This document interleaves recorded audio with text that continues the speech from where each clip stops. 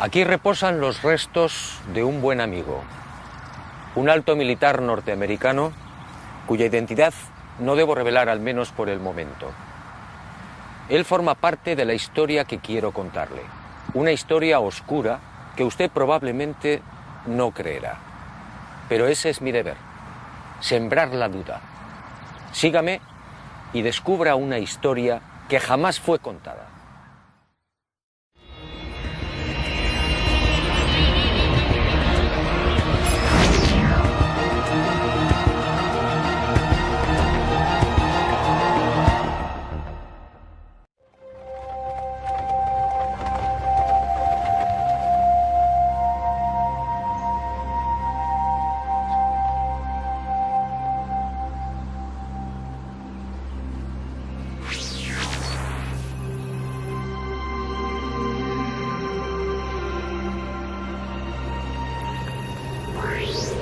Antes de entrar de lleno en las claves de esta historia, permítame un apunte que guarda estrecha relación con lo que quiero contarle. Sígame de nuevo y guárdelo en su memoria.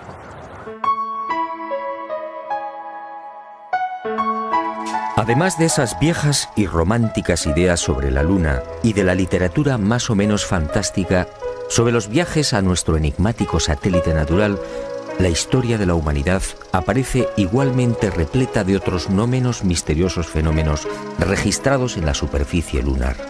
En el verano de 1178, al poco de ponerse el sol, un grupo de monjes de la Catedral de Canterbury observó en el filo de la Luna un formidable resplandor acompañado de gigantescas llamaradas. En 1789, el astrónomo Schroeder contempló atónito una enorme zona iluminada en la llamada región de los Alpes lunares. A lo largo de ese año, otros observadores dieron fe de la presencia en la superficie de la Luna de increíbles y desconcertantes luces que se movían entre mares y cráteres. En 1820, el también astrónomo François Arago publicó en los Anales de Química y Física el relato de otra asombrosa observación.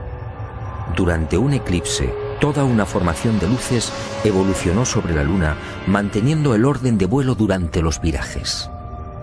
En 1843, el mencionado astrónomo alemán Johann Schröder asistió a otro fenómeno para el que tampoco se ha encontrado explicación. Al observar el cráter Linné en el Mar de la Tranquilidad, el científico comprobó algo desconcertante. El citado cráter de unos 7 kilómetros de diámetro cambiaba regularmente de forma.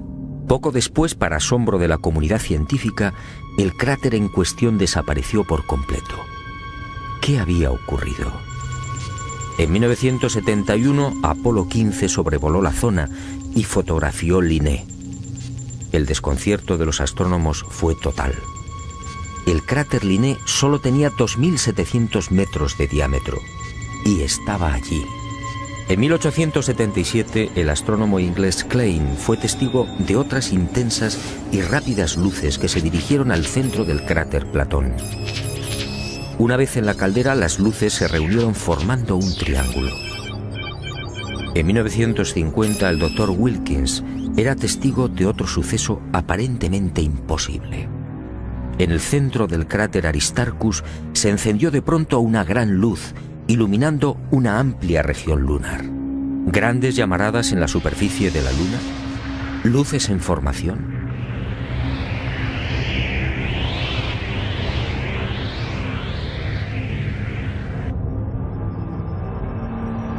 ¿Qué estaba pasando en la Luna?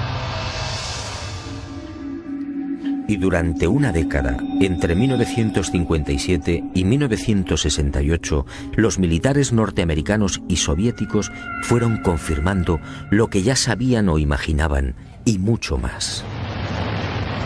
En ese periodo fueron lanzadas más de 20 sondas automáticas que se estrellaron en la Luna o alunizaron suavemente.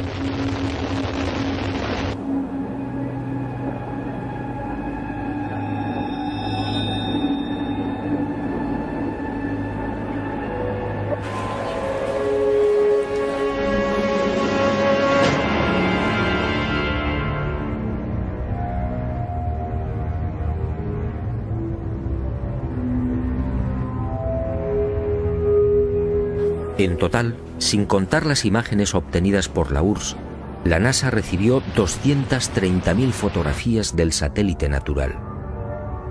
La Luna fue fotografiada en su totalidad y a muy diferentes alturas.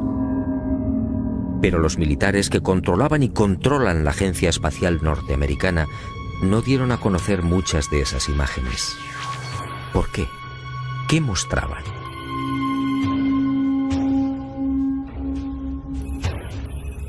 Cuando Mirlo Rojo me entregó algunas de estas fotografías, quedé desconcertado.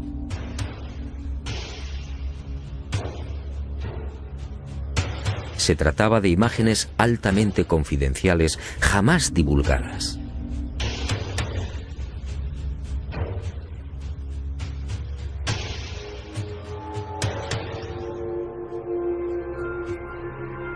En una de ellas, tomada por la sonda Orbiter 2 en noviembre de 1966, se aprecian dos muros o carreteras paralelos de 27 kilómetros de longitud. Cada una de estas construcciones totalmente artificiales tiene una anchura aproximada de 450 metros. En el muro o carretera de la derecha se aprecia incluso un curioso detalle. La construcción ha sido alterada rompiendo la impecable línea recta con una curva de 1000 metros.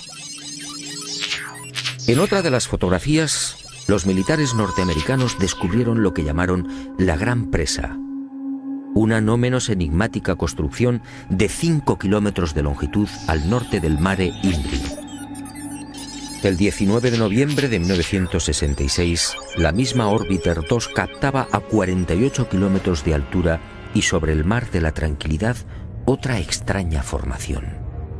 En esta ocasión se trataba de enormes pilares o monolitos perfectamente alineados de 3 en fondo. En total, 30 obeliscos de idéntica altura. Aquello obviamente no podía ser una formación natural. En total, según mi confidente, NASA terminó censurando 900 fotografías. Todas ellas pasaron directamente a los archivos del Pentágono. En ellas se distinguen grandes plataformas, posibles ruinas de edificios o ciudades, carreteras y gigantescas cúpulas.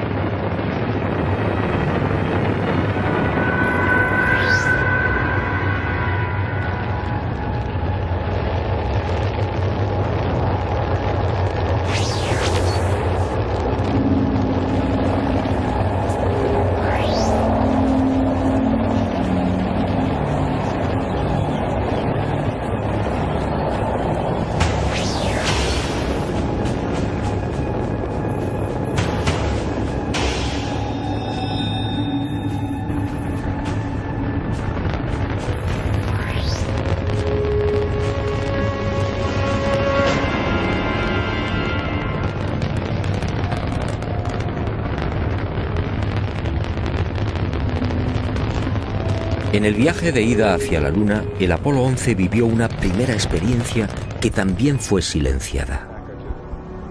Cuando se hallaba a 200.000 kilómetros de la Tierra, un extraño y gigantesco objeto apareció en las proximidades de la nave. Los astronautas lo describieron como una formidable L, algo similar a una maleta abierta, aunque en ocasiones cambiaba de forma, adoptando la figura de un cilindro. La noticia se filtró a la prensa, pero NASA, fiel a su consigna de ocultamiento, zanjó el asunto con una explicación tan absurda como insostenible. Lo observado por el Apolo 11 solo era el sobrealimentador del cohete Saturno IV. Absurdo, sí, porque en esos momentos la referida fase del cohete se encontraba a 10.800 kilómetros del Apolo. Pero las mentiras de NASA apenas habían empezado. A casi 380.000 kilómetros de la Tierra, muy cerca ya de la superficie lunar, el Apolo descubrió otras luces que volaban en formación.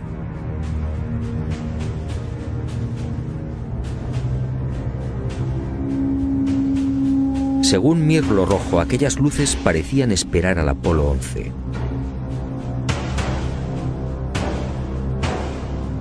Eran muy brillantes y volaban en perfecta formación.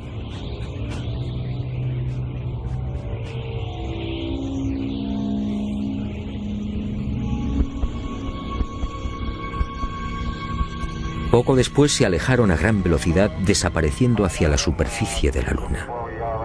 Los astronautas tenían razón. Aquello parecía un recibimiento. Pero lo más espectacular estaba por llegar.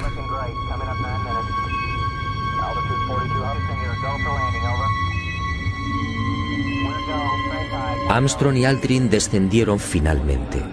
Su compañero Collins permaneció en órbita lunar a 110 kilómetros de altura.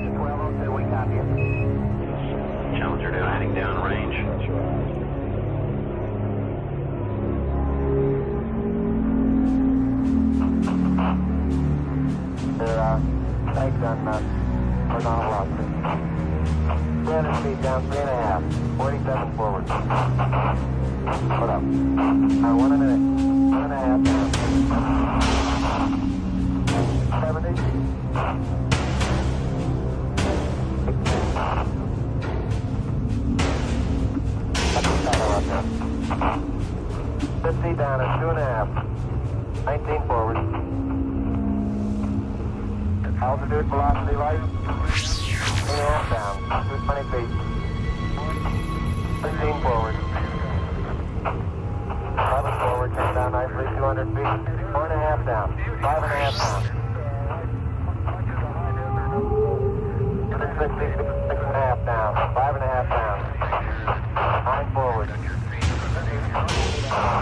Good. 620 feet. 100 feet, 3.5 down, 9 forward. 5%. How many bites? 75 feet. That's looking good, down a half. 6 forward. Challenger now heading down range.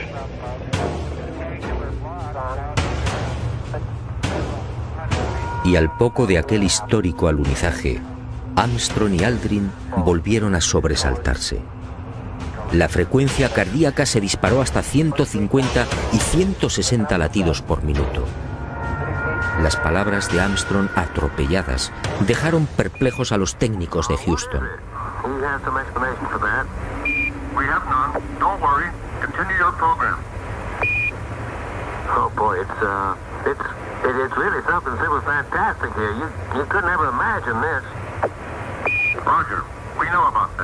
Could you go the other way? Go back the other way. Well, that's kind of rich and pretty spectacular. God, what is that there? That's a hollow. What the hell is that? No, Tango. Tango. There's kind of light there now. Al otro lado del cráter, existente a poco más de 60 metros del Águila, habían aparecido unas naves y unos seres. Objetos en forma de disco y perfectamente alineados sobre el terreno. Y junto a ellos varios seres muy altos, con trajes blancos y ajustados. Cuando los astronautas, obedeciendo las insistentes órdenes de Houston, trataron de filmar, objetos y seres desaparecieron.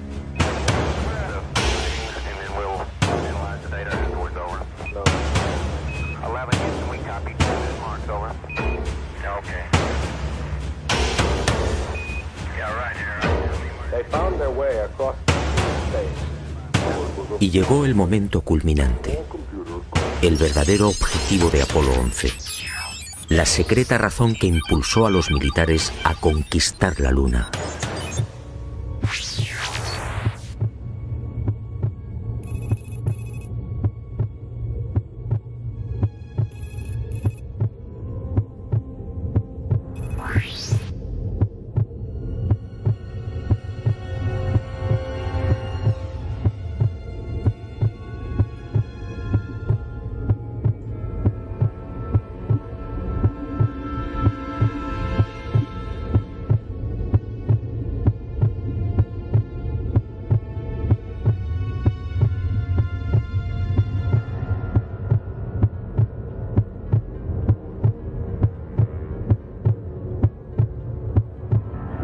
Esta fue la verdad, la única y secreta verdad.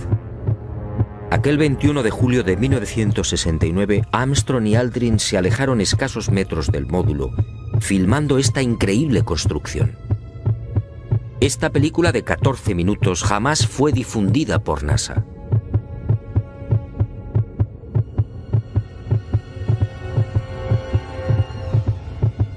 Mirlo Rojo fue uno de los pocos norteamericanos que tuvo acceso a ella. A escasos metros, sí, del Águila. Y no fue casualidad. Todo estaba minuciosamente programado.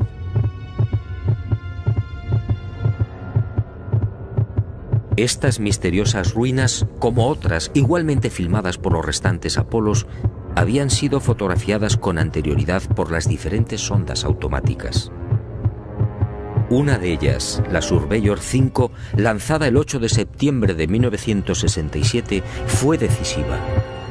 Alunizó en el Mar de la Tranquilidad, muy cerca de esta construcción, enviando 19.000 fotografías.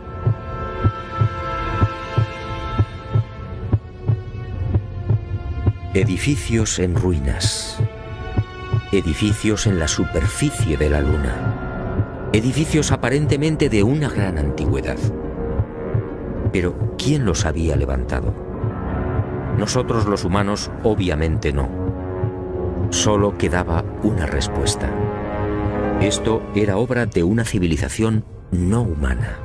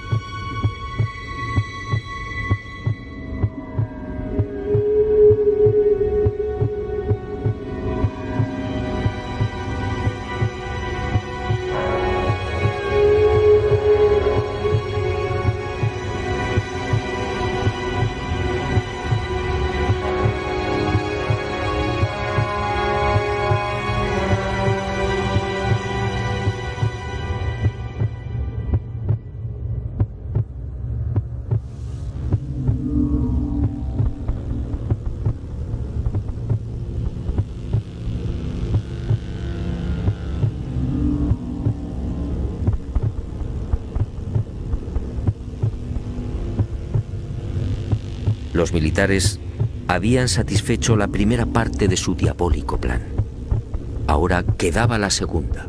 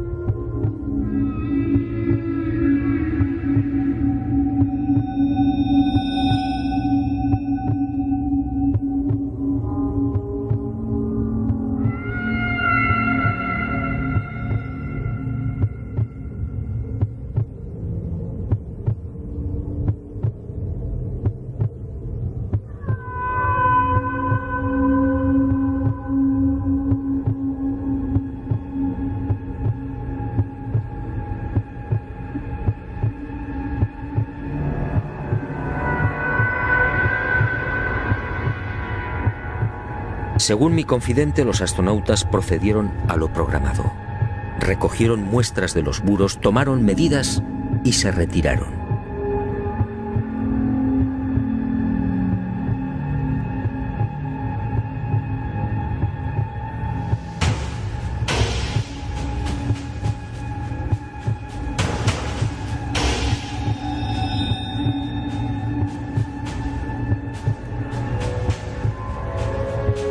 La insólita construcción, muy parecida a un hangar, medía 60 metros de longitud con una altura máxima en los muros de 9 metros.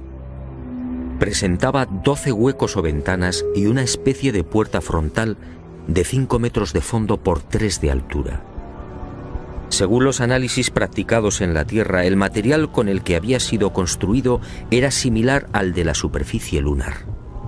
Un 60% de los átomos era oxígeno, con un 0.01% del peso constituido por hidrógeno.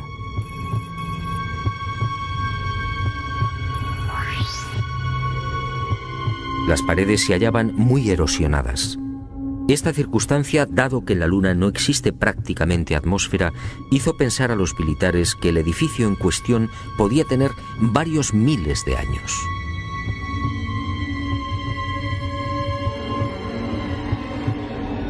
La secreta excursión de Armstrong y Aldrin a este hangar y naturalmente los 14 minutos de película jamás fueron difundidos por NASA. Oficialmente no existen. Pero poco faltó para que la increíble aventura se filtrara a la opinión pública.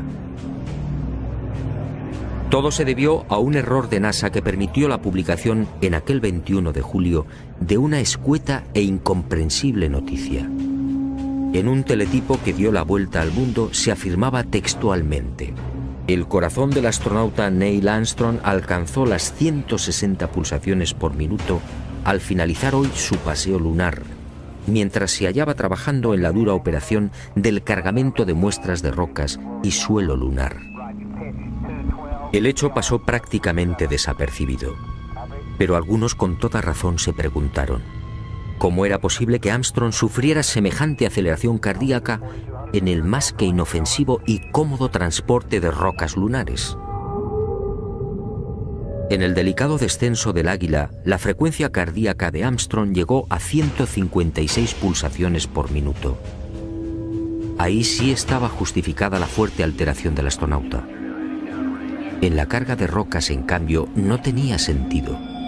Armstrong, de 39 años de edad, había llevado a cabo 78 misiones de combate en Corea. Había volado más de 200 modelos de aviones y tenía fama por su extraordinaria frialdad y nervios de acero. ¿Por qué iba a experimentar hasta 160 pulsaciones en la recogida de muestras lunares? La absurda noticia divulgada por Charles Berry, médico de los astronautas, no tuvo en cuenta además otro pequeño gran detalle que invalidó la forzada explicación oficial. Durante las 3 horas que duró el paseo lunar, Armstrong y Aldrin recogieron un total de 25 kilos de rocas. Dado que en la superficie de la Luna existe una gravedad 6 veces menor que la de la Tierra, el peso real de las rocas fue de 4 kilos. 4 kilos repartidos entre 2 astronautas y en diferentes momentos de la excursión lunar. La versión de NASA efectivamente no era creíble.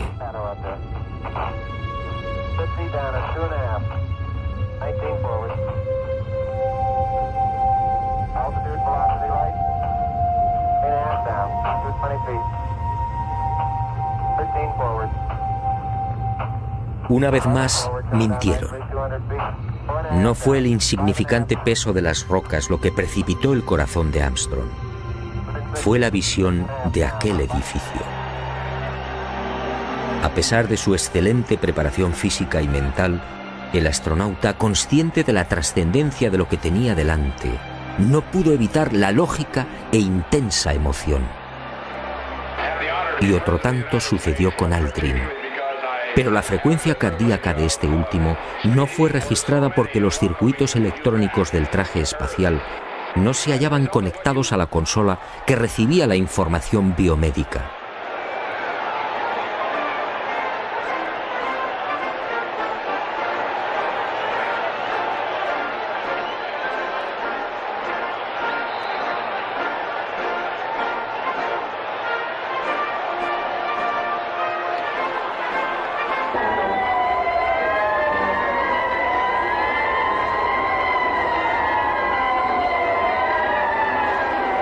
Los hombres del planeta Tierra posaron aquí su pie por primera vez. Julio de 1969.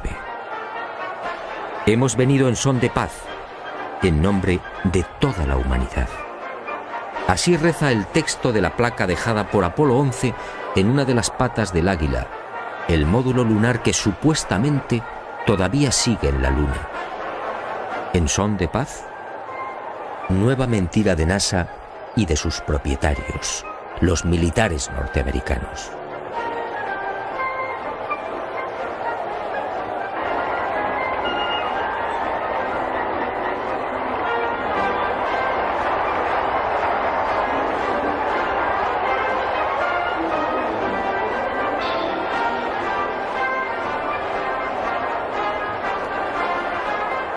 Mirlo Rojo fue contundente.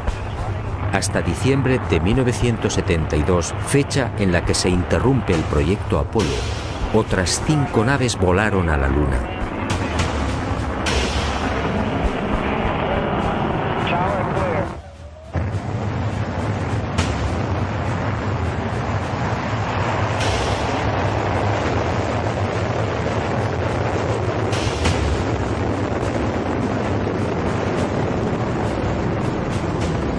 Y volvieron a filmar construcciones.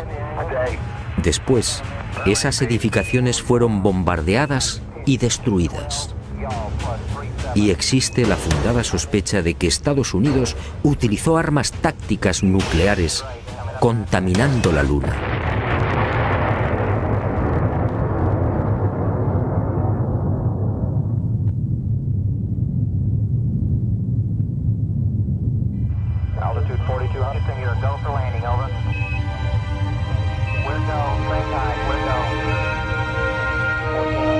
Así se cerró la segunda fase del diabólico plan.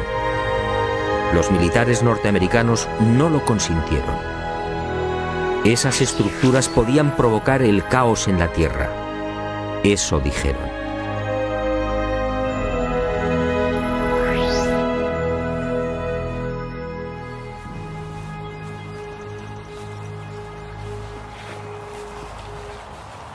Sí, amigo.